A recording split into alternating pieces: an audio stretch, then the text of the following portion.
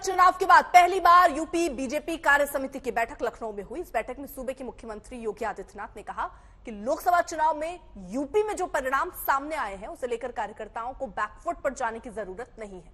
CM योगी ने कहा कि हमने जाति और मजहब के नाम पर कभी कोई भेदभाव नहीं किया। 56 लाख गरीबों को बिना किसी भेदभाव के मकान दिए। विपक्ष पर निशाना साधते हुए योगी आदित्यनाथ ने कहा कि समाजवादी पार्टी के लोगों ने धर्म के नाम पर पिछड़े और दलितों का आरक्षण खाने का प्रयास किया। मुख्यमंत्री योगी आदित्यनाथ ने कहा कि चुनाव में समाज को जाति के नाम पर बांटा गया। विदेशी ताकतों के जरिए सोशल मीडिया पर दुष्प्रचार किया गया और वह अति आत्मविश्वास कहीं न कहीं हम लोगों को जहां चोट पहुंचाने में, उस विश्वास पर खरा उतरने में, उन अपेक्षाओं पर खरा उतरने में, जहां कहीं न कहीं उस विश्वास पर कहीं न कहीं चोट पहुंची, वहीं साथ ही साथ जिस विपक्ष ने चुनाव के पहले हिम्मत हार करके बैठ गया था, वह आज फिर से उछल कूद करने का कार्य कर रहा है। भारतीय जनता पार्टी के कार्यकर्ता को किसी भी स्थिति में बैकफुट पर आने की आवश्यकता नहीं है, किसी भी स्थिति में नहीं है, क्योंकि आपने कार्य किया है। आप विपक्ष में थे, जनता के मुद्दों को लेकर लड़ते थे। अनुसूचित जाति, जनजाति और पिछड़ी जाति के अधिकारों को संरक्षित करने वाली पार्टी, लेकिन अफवाह और भ्रम की स्थिति पैदा करके जिस प्रकार से माहौल खराब करने का प्रयास किया गया, ये जानते हुए, दुनिया की ताकतें जानती हैं, ये समाज बिखरा होगा तो आसानी से शिकार हो जाएगा। एकजुट होगा तो बड़ी बड़ी ताकतें इस समाज की ताकत के सामने धराशायी हो जाएंगी। आप इस ताकत को जाति के नाम पर विभाजित करके शक्ति को छिन्न भिन्न करने का जो पाप अभी चुनाव के दौरान हुआ है। सीएम योगी ने आज उपचुनाव में क्लीन स्वीप करने का दावा भी किया। उन्होंने कहा कि बीजेपी उपचुनाव में सभी 10 सीटें जीतेगी। आजमगढ़ और रामपुर के उपचुनाव में भी विजय पताका भारतीय जनता पार्टी ने अपना गाड़ने का काम किया था। कोई कारण नहीं, 10 की 10 उपचुनाव फिर से भारतीय जनता पार्टी अपने पक्ष में करने में सफल हो। लेकिन इसके लिए आज से जुड़ना पड़ेगा, लगना पड़ेगा। एक एक कार्यकर्ता को अपना अभियान मान करके फिर इस अभियान के साथ जुटना पड़ेगा। सीएम योगी आदित्यनाथ ने कानून व्यवस्था के मुद्दे पर भी विपक्ष पर हमला बोला। उन्होंने कहा कि आप सबके सहयोग से हमने यूपी को माफियाओं से मुक्त किया है। यूपी में आज सुरक्षा का माहौल है। उन्होंने कहा कि पहले मुहर्रम में ताजिया के नाम पर घर तोड़े जाते थे, तार हटाए जाते थे, लेकिन अब कोई मनमानी नहीं चलती। याद करिए, इसी मुहर्रम के समय में सड़कें खाली हो जाती थी, सूनी हो जाती थी। आज मुहर्रम आयोजित हो रहा है, इसका पता भी नहीं लग रहा है।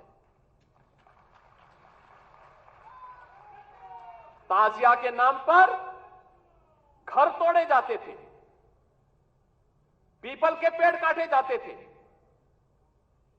सड़कों के तार हटाए जाते थे, पुल तोड़ दिए जाते थे।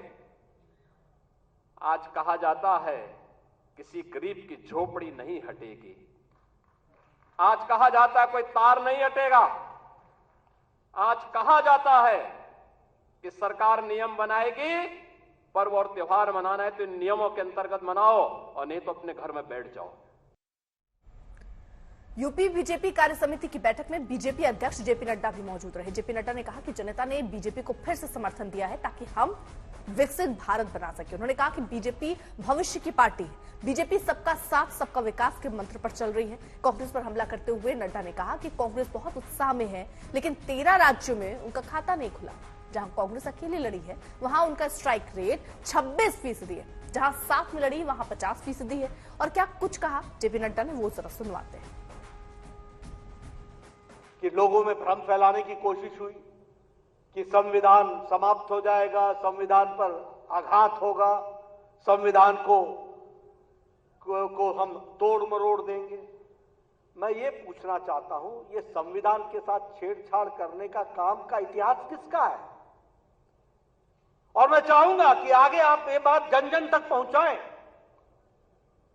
कौन सी ऐसी पार्टी है जिसको इलाहाबाद हाई कोर्ट ने एक बार कह दिया कि प्रधानमंत्री का चुनाव गलत है और गलत के साथ साथ उनको प्रधानमंत्री के पद पर रहना नहीं चाहिए, तो वो संविधान बदल देते हैं, वो इमरजेंसी लगा देते हैं। और हम उस राजनीतिक दल के कार्यकर्ता हैं जिसे इस बात का बोध होना चाहिए, जो समय की परिस्थितियों को परिवर्तित करने की ताकत रखता है। इस नेतृत्व को हम क्षमता देंगे।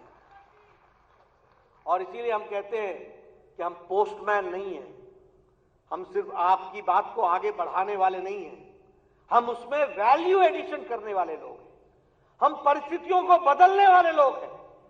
और इसलिए, और मैं एक बात हमेशा कहता हूं कि हम कार्यकर्ता हैं और कार्यकर्ता के साथ आप भी नेता हैं और हम भी नेता हैं। मौका था चुनाव में हार के बाद कार्यकर्ताओं में जोश भरने का और कार्यक्रम था राज्य कार्य समिति की बैठक। कोशिश ये हुई कि कार्यकर्ताओं के जोश को दोबारा से जगाया जाए, क्योंकि अब 10 विधानसभा के उपचुनाव भी हैं। सभी ने कार्यकर्ताओं के दर्द पर मरहम लगाने की कोशिश की। केशव मौर्य ने कहा कि जो दर्द आपका है वही दर्द हमारा भी है। योगी आदित्यनाथ ने कहा कि कार्यकर्ताओं को बैकफुट पर जाने की जरूरत नहीं है, क्योंकि हमने जो काम किया है जनता उसे देख रही है। तो लखनऊ में बीजेपी कार्य समिति की बैठक में पारित प्रस्ताव में भी विपक्षी दलों को निशाने पर लिया गया। साथ ही आने वाले वक्त में सियासी रणनीति का एजेंडा सेट किया गया। प्रस्ताव में राहुल गांधी को हिंदू विरोधी कहा गया। साथ ही कहा गया कि अगर राहुल गांधी सत्ता में आते हैं तो हिंदू बोलने पर प्रतिबंध लगा दिया जाएगा। इसके साथ तय किया गया कि हाथ में संविधान और दूसरे हाथ में समता का निशान लेकर चुनावी तैयारी की जाएगी। साथ ही छत्रपति शिवाजी और महात्मा ज्योतिबा फुले को पथ प्रदर्शक बनाकर पार्टी आगे बढ़ेगी। इससे पहले यूपी बीजेपी के अध्यक्ष भूपेंद्र चौधरी ने अखिलेश यादव को कांग्रेस से दूर रहने की सलाह दी।